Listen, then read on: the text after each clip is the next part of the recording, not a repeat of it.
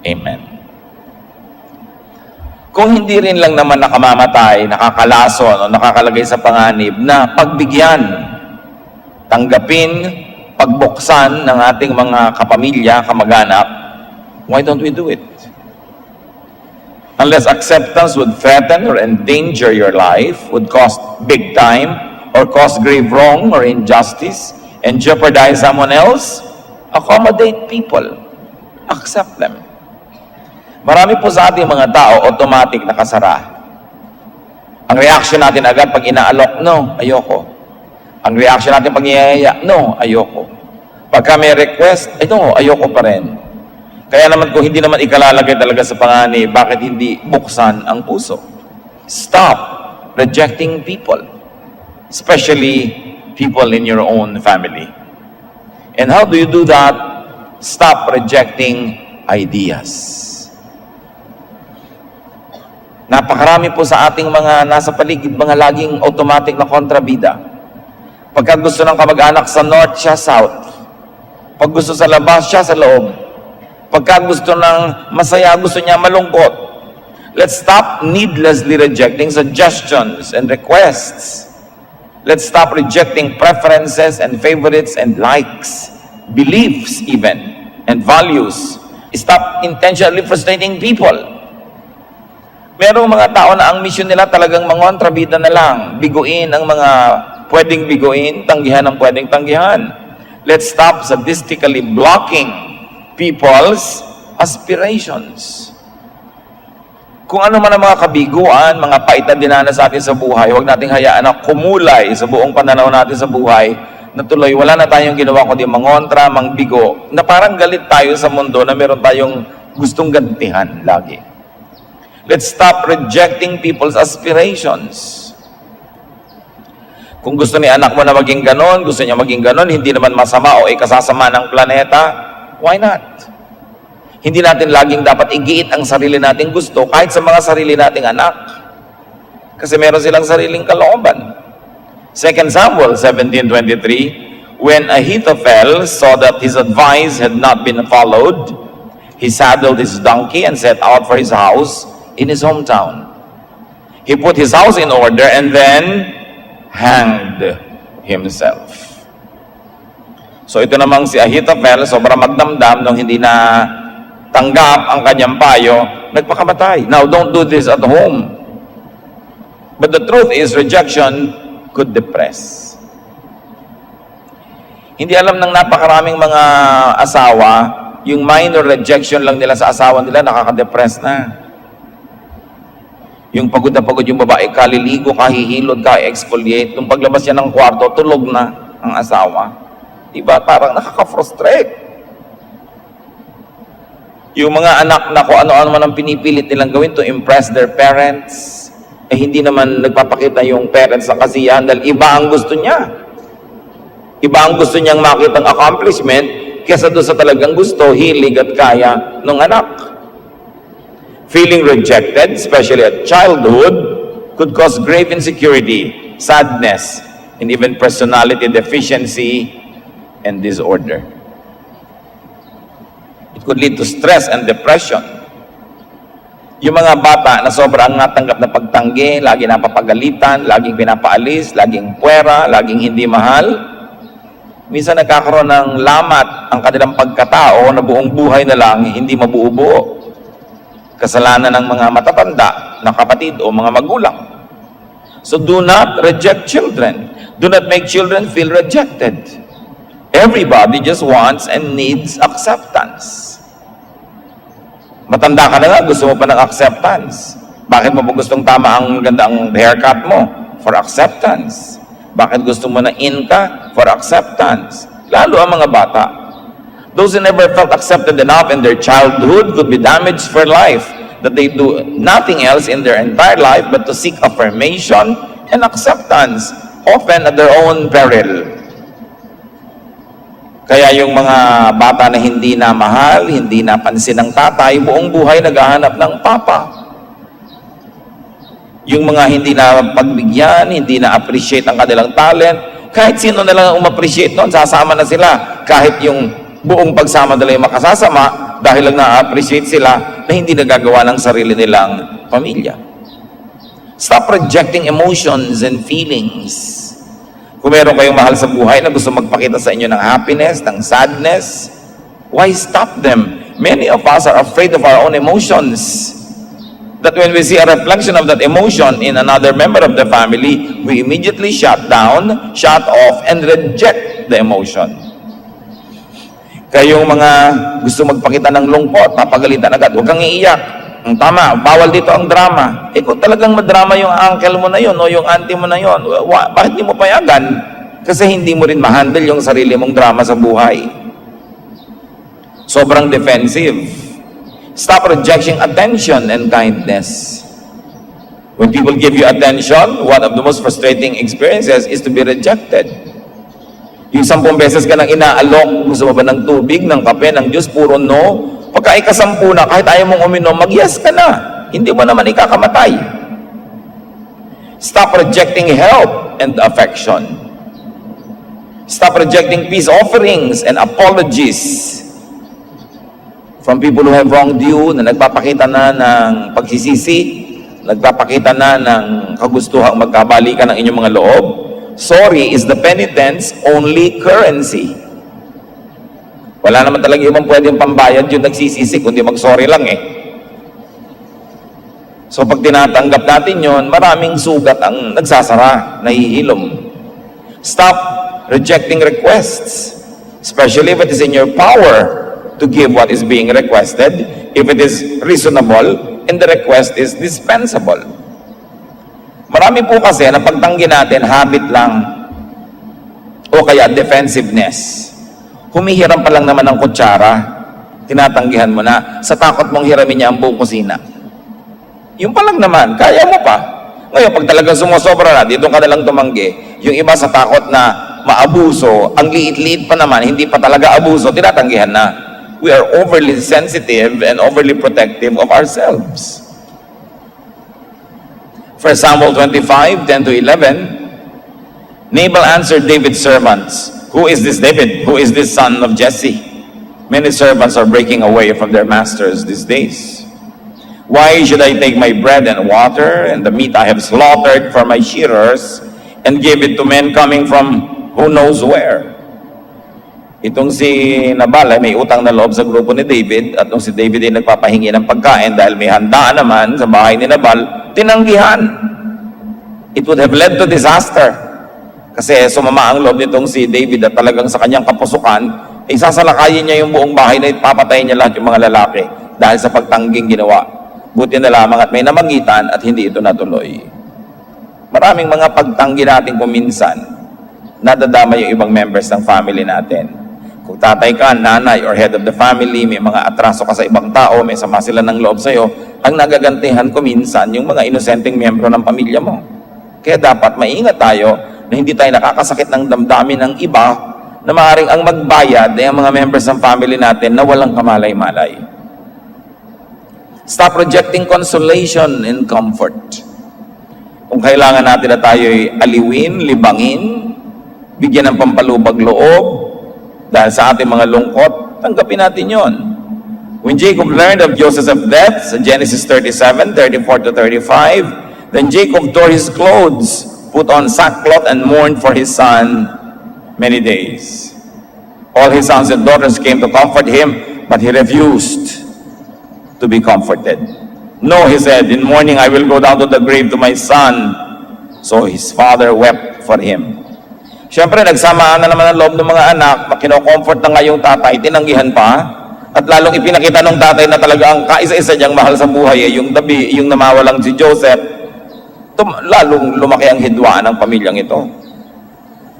May mga taong ayaw magpadamay. Well, maaaring hindi mo kailangan yung damay, pero yung nagbibigay sa'yo ng damay, kung minsan siya ang nangangailangan na dumamay. You might not need the help, but there are people who need to help. It makes them feel good. It makes them feel needed and important. So why don't you allow them to help just so that they'll feel good about themselves in case you don't need the help? Hindi tayo nabubuhay para lang sa sarili at para lang sa sarili nating mga gustong mangyari. Stop rejecting openings. and invitations. Sa Acts 7:26-29, sinariwa ang nangyari kay Moses. The next day, Moses came upon two Israelites who were fighting.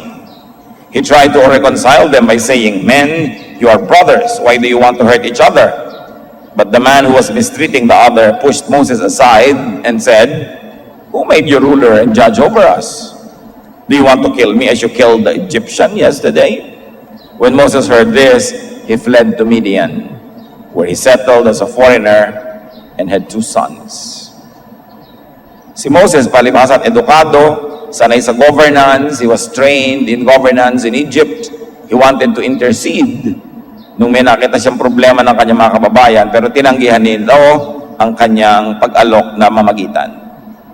Ang naging bunga nito, ang naging sanhi, itong si Moses ay 40 taong nagtago sa disyerto at nawala siya sa bayan ng kanyang mga magulang, na delay kung ano man ang dapat na mangyari agad sana. Because of this rejection for someone to intercede. So stop rejecting invitations for your betterment, for your correction, for your upliftment, and even enjoyment. Siguro habang pinag-aaralan natin ito, ay naglalaro sa inyong guni-guni ang mga taong, ito nga, may kilala nga akong ganito, mahilig mag-reject. Pero ang pinakamaganda, i-apply muna natin sa ating sarili, kasi kadalasan ang dungis ng sarili nating mukha ang hindi natin nakikita. Kasi nga, bihira naman tayo manalamin. So mahalaga na yung sarili muna natin ang applyan natin ang mga ganitong bagay. Don't automatically say no. Open up. Sobra kumisan tayo mag-protect ng sarili, ng emosyon, ng bulsa, laging nakasara. It is in opening up that happiness becomes available. Itong baga man natin, subukan yung isara, hindi kayo mag-inhale or exhale, mamamatay kayo. Pati sa pagtanggap ng pagtutuwid sa ating mga maling asal, sa ating mga katigasan ng ulo, Hebrews 3:15, as has just been said, today, if you hear His voice, do not harden your hearts as you did in the rebellion. Kailangang palambutin at buksan ang puso sa maraming mga bagay. Yes, we have to be protective of ourselves, but don't be overprotective to the point that you become a fortress. Wala nang pinapapasok at wala ring lumalabas. Kaya importante na tayo namang nag-iimbita, don't make the invitee feel threatened. Kuminsan kasi yung mga tao, tanggi ng tanggi dahil natatakot sila na matapos silang tanggapin yung una nating alok, may mga pangalawa pala at pangatlong bitag. At yun pala, trap lang at entrapment yung mga alok natin. So let's be sincere and let's make people feel relaxed. So when we offer them something, they accept. Yung hindi sila natatakot na mapahamak. Now there's one thing that we all have to learn, brothers and sisters. Stop rejecting people that family members care about. Yung pamilya, bagamat basic unit of society, naiiba rin yun pagdating ng panahon. Ang mga miyembro niya ay magtatandaan, magkakaroon ng mga sariling kaibigan, mga kanya-kanya mga partner, at magsisimula ulit sila ng basic family. Dapat matutunan nating tanggapin kung sino ang pinahahalagahan, lalo't minamahal ng mga miyembro ng ating pamilya. Boto man kayo o hindi. At yan ang dapat idiin.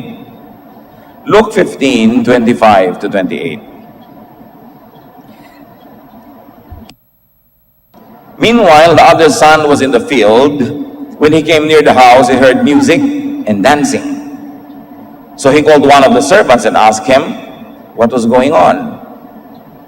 "Your brother has come," he replied, "and your father has killed the fattened calf because he has him back safe and sound."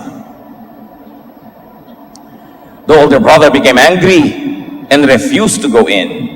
So his father went out and pleaded with him. We know the story. Merong isang libughang anak na naglayas, hiningi ang kanyang mana, tilustay, naghirap, bumalik. Buong puso namang tinanggap ng ama, ipinagpiesta pa. Nung dumating yung kapatid na laging matino, nagalit. Bakit daw ipinagpiesta yung kapatid niya na yun? Kung mahal ba ng tatay mo yung kapatid mo, hindi mahalin mo rin. Kung mahal ba ng nanay mo yung isa mong kapatid, di mahalin mo rin. Bakit mo sila gustong mag-away, magkahiwalay?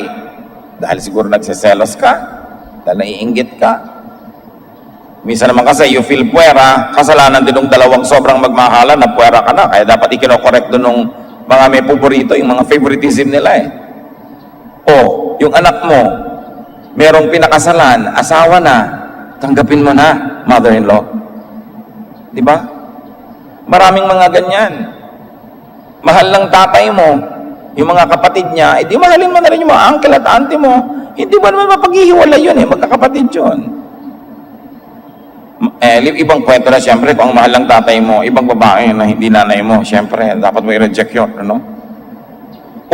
Mahal na ng anak mo, itong kanyang napangasawa, tanggapin mo na. Yung mga pagkakagulo na yan, boring na. Yung mga ayaw na ayaw ng nanay sa kaibigan ng anak. Pero madalas naman yung nanay o tatay, tama kaya lang pagtanda pa lang nung anak, doon niya marirealize, tama pala yung tatay at nanay ko na ayaw sa mga kaibigan ko. Pero dahil hindi naman matatanggap ng mga anak nyo yan at makikitid pa mga utak nila, hindi nyo kailangan gawing giyera yan na either or. You can be more diplomatic. Hindi kailangan nating laging tanggihan kung ano yung mahalaga sa ating mga mahal sa buhay. Especially, huwag pagselosa ng hindi kauri o karank. Yung hindi kayang pantayan o palitan. Anong ibig ko sabihin? Nanay ka, nagsiselos ka sa manugang mong babae dahil mahal na mahal ng anak mo. Hindi mo naman kayang gawing maging wife ng anak mo, di ba? So tanggapin mo yung manugang mo kasi hindi mo siya kauri, hindi kayo pantay, magkaiba kayo, hindi kayo pwedeng mag-exchange baskets, hindi mo kaya siyang palitan sa buhay ng iyong anak, so tanggapin mo siya. Nakakasawa na ang mga matatandang biyenang babae na 10, 15, 20 years ang mga manugang di pa matanggap.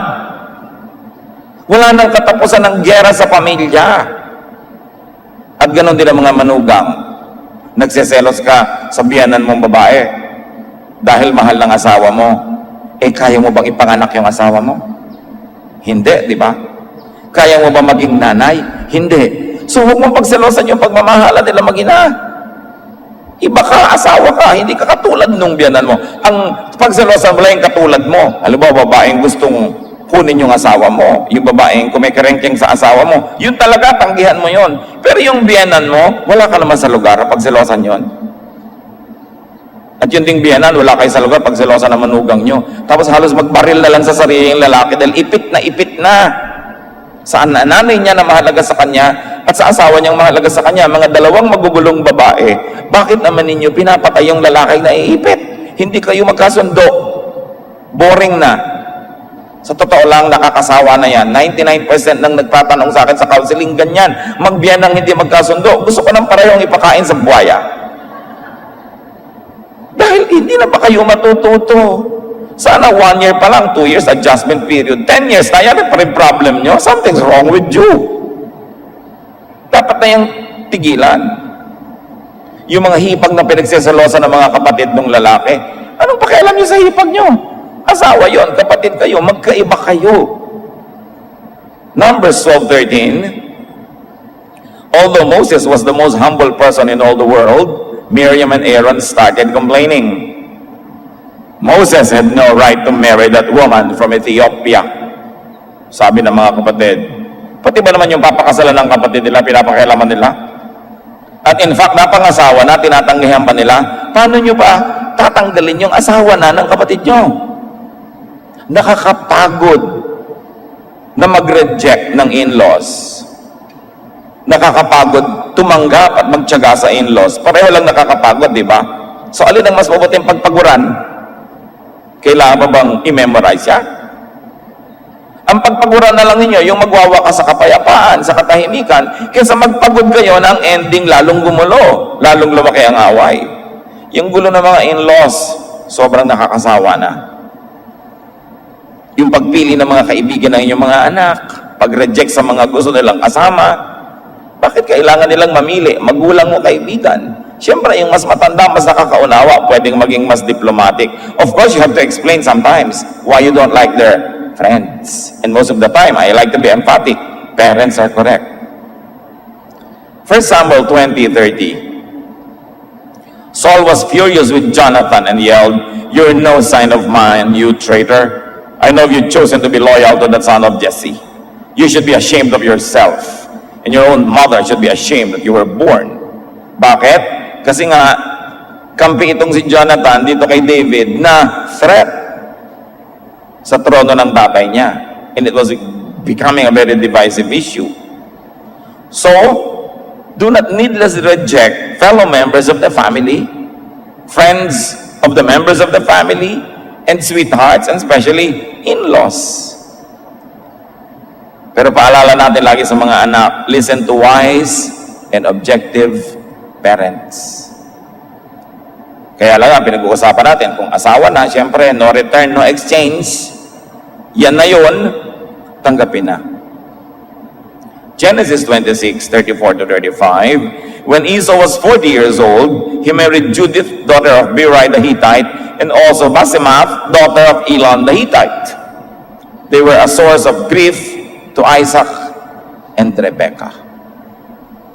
Kaya mga anak, 6 na bilyon at 7 bilyon na yata ngayon ang tao sa planeta. Kung kakayanin nyo naman at hindi pa talaga kayo nabubulag ng inyong emosyon, piliin nyo naman yung papakasalan nyo na hindi yung talagang ipagdurusa ng mga magulang nyo. Meron naman talagang material na alam mo, ito pag pinakasalan ko, siguradong mamamatay sa heart attack ang nanay ko. O kaya hindi man mamatay bigla, mamamatay unti-unti. Kasi alam mo na hindi blend ang chemistry. So habang pwede ka pang mamili, piliin mo rin naman yung magbe-blend sa pamilya mo dahil forever na kayo magkakamag-anak pagka pinakasalan mo na. Talaga nagdusa itong mag-asawa dahil sa piniling mapapangasawa ng anak nila. Pero ang pinag-uusapan natin, asawa na. Ano pang gagawin nyo? Talaga namang may mga biyanan ko minsan actively trying to destroy the marriage. Walang ginagawa ko di siraan yung manugang doon sa anak. At walang ginagawa ko di i-reject si anak para itong si daughter-in-law para lumayo na yung loob. Nakakapagod yung maglayo ng tao, ba't din nila kayo magpagod na maglapit? Lalo't asawa na ng anak nyo at lalo't alam nyong mahal naman. So parents, pag gusto na talaga, pag asawa na, tanggapin na. For world peace. Yun na given na Talagang matanda pa sa humukay ng ilog, yung in-laws conflict. Sobra ng boring, annoying, and vexing. Minsan ayoko nang i-counsel Nakakapagod. Yun at yun. Paulit-ulit. Stop rejecting family members because of personal circumstance you dislike. Genesis 37:2-4. Now Israel loved Joseph more than any of his other sons because he had been born to him in his old age. And he made a richly ornamented robe for him. When his brothers saw that their father loved him more than any of them, they hated him and could not speak a kind word to him. Nakita niyo yung hidwaan kasi obvious magpakita yung tatay ng favoritism, nakamuhian tuloy ng mga ibang anak niyang hindi niya paborito, itong anak niyang paborito niya. Ito namang mga kapatid, kasalanan ng tatay nila na nagpe-play favorites, ang binuntunan yung kapatid na naging favorite, si Joseph, kaya binenta nila naging slave. So please, iwasan nyo, nagalit kayo sa inyong kapatid dahil lang favorite siya ni tatay. Wala naman siyang atraso sa inyo. Dahil lang favorite siya ni nanay. Pero totoong masama ang favoritism sa pamilya. Huwag naman kayong mainis sa inyong kapatid o anak dahil kamukha siya ng kung sino. Di ba? Kahit kamukha siyang bote ng patis, kapatid nyo yan anak nyo yan. Huwag kayong lumayo ang loob o kaya tumanggi sa inyong kapamilya kasi ganito ang itsura niya. Kasi ganito ang kulay niya. Lagi niyang nilalait-lait si ulikbaoy, negra, alika dito. Can you imagine the harm that it could do to people's emotions? Huwag niyong tanggihan at ilayo ang inyong mga kapatid dahil lang sa boses niya. Kahit boses kili-kili. O kaya kilos or mannerism. Galit na galit ka sa kapatid mo, "Oy, Maximo Olivero, sali ka dito." Tapos bubugbugin mo. Kahit na mababaan ka sa IQ niya, o ayaw mo ng taste niya. No? Kailangan mahalin natin yung given. Nandun na eh. Hindi naman napipili yan eh. Hindi ka nakakapili na makamag-anak. Pero pwede mong piliin yung reaction mo. Pwede mong piliin yung magiging asal mo sa kanila. Don't judge people, especially in your family, just because of these outward things. Itsura, mannerism, IQ. 1 Samuel 16:7. But the Lord told him, "Samuel, don't think Eliab is the one just because he's tall and handsome. He isn't the one I've chosen. People judge others by what they look like, but I judge people by what is in their hearts." Yan, huwag ka ma-impress dyan sa matangkado, gwapong yan, hindi yan ang pinili ko na magiging king ng Israel. Ang tinitingnan ko, puso, sabi ng Panginoon. At yan ang dapat nating matutunang gawin, na huwag laging humanga o kaya mainis dahilan sa outward appearances, kundi titingnan natin ang puso. Life is about involvement. It is about participation and reciprocation. Life is about giving and taking. But if you continuously reject people, you cannot participate in their lives. They cannot participate in yours. You cannot contribute to their life. They cannot contribute to yours. Ecclesiastes 4:12, though one may be overpowered, two can defend themselves. A cord of three strands is not quickly broken. Sabi, iba na yung may kakampi. Iba na yung mga magkakakampi kayo, magkakasundo kayo, mas matibay kayo, mas matatag, mas malakas. Be one and be united with your family and with other people as well. Very especially in the family, do not needlessly reject, refuse, say no, build walls, or close doors. John 1:11, tungkol sa Panginoon, He came to that which was His own, did not receive Him. Ang Panginoon reject din. Actually, unang-una, re-rejectin siya ni Joseph.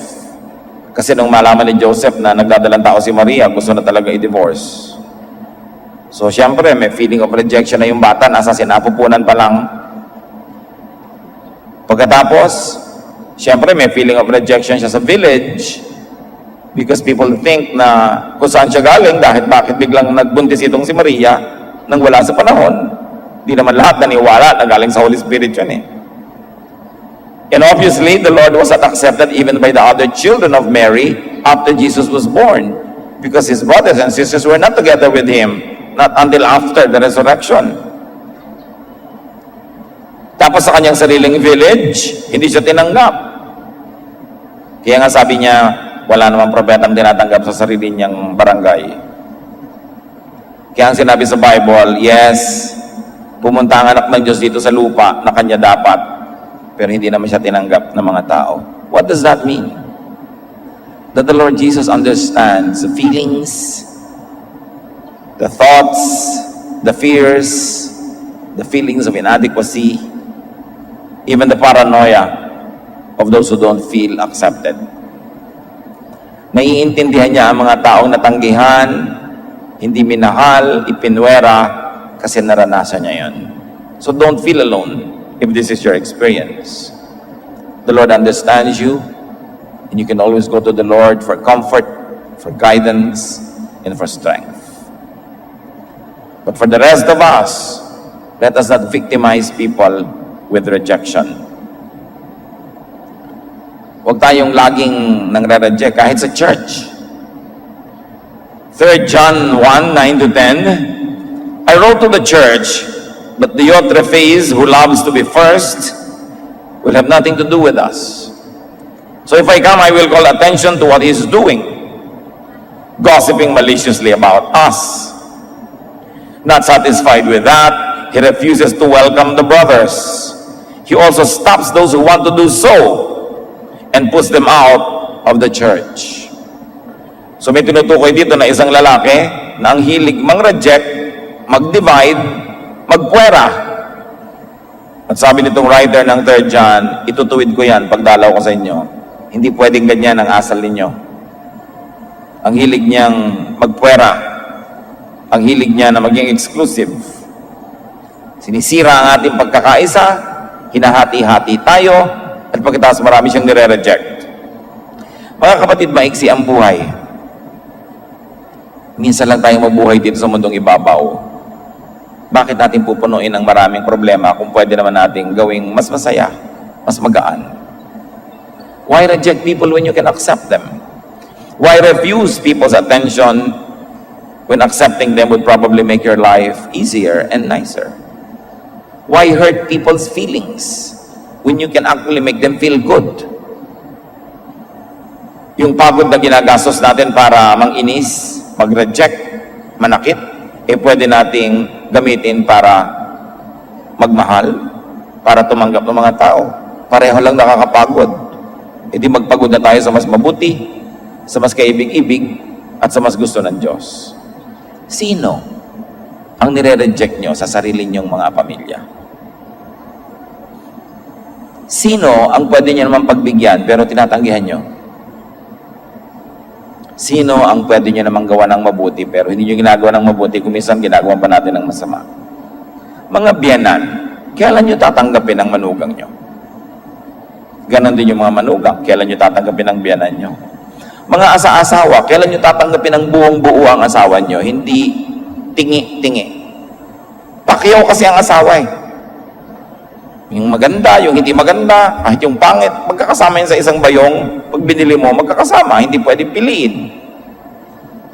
Kailan pa kayo titigil mag-reject ng sarili nyong asawa? Dahil meron kayong drawing sa utak nyo kung ano dapat ang asawa, at hindi mag-crush doon yung totoong taong asawa nyo. So pinipilit nyo siyang isiksik doon, naghihirap siya, nahihirapan kayo, and you make your life horrible. Yes, you change what you can change, but you accept what you cannot change. And sometimes you can relax a lot easier. Life will be a lot better when you just accept what is there. By God's grace, continue to work for the betterment of others and yourself, but you begin with acceptance, unconditional acceptance. Don't reject family members. The relationship is permanent. At tayo naman dapat gawin natin ang tama para hindi tayo kailangang i-reject. Yung pag nakikita yung mukha natin, good news, hindi laging bad news. Yung pag nagte-text tayo, tumatawag, sumusulat, dumarating, ikatuwa naman ang dinatna natin at hindi niya ikatakot dahil puro abala ang gagawin mo. Kuminsan kaya naman tayo rin nare-reject. Dapat naman eh. So dapat ang tao patuloy mong ayusin ang iyong buhay, ang iyong sarili, ang iyong style para hindi ka i-reject. Yung nangre-reject naman, palitan mo na rin yung ugali mo kasi nakakapagod din naman mang-reject. So parehong may assignment. The victim of rejection and the one rejecting. Because sometimes the victim of rejection is also the victimizer. Ba't ka nga ba nire-reject? Baka naman talaga ka-reject ka. Kaya ang lahat dapat mag-isip. Ang lahat dapat patuloy na magbago. At para sa atin ang mga mapagmahal, pumipintig sa inyong dibdib ang puso ng Diyos, natatanggap nyo, namamahal yung mga mahirap mahalin at tanggapin, pasalamat tayo sa spirito na yan, because you don't resist needlessly what must be accepted. At the end of the day, you benefit because you're more peaceful and you please God.